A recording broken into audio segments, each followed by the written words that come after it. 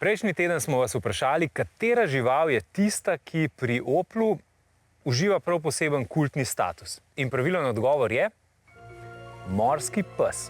Zakaj? Zgodba gre takole. Neko nedeljo leta 2004 Oplov oblikovalec Dietmar Finger ni uveljavljal pravice do odklopa, ampak je doma risal dizajn za novo Corso.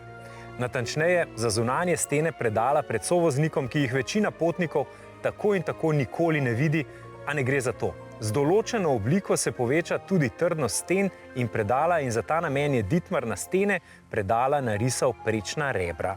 Ko je bil sredi načrtovanja, je mimo stopil njegov sin, pogledal skico in rekel: Oči, zakaj pa ne narišeš morskega psa? Vprašanje je dobilo odgovor v obliki, ki je rebrom dodalo obliko morskega psa. Morski pes v predalu za rokavice je šel v proizvodnjo, rodila pa se ni samo nova ideja, ampak tudi nekaj, kar je kmalu postala nova tradicija.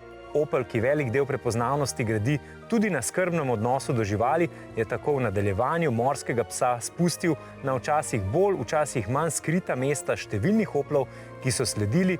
In tako ni rečeno, da s seboj po svetu ne vozite celo morskega psa, seveda, če vozite Opla.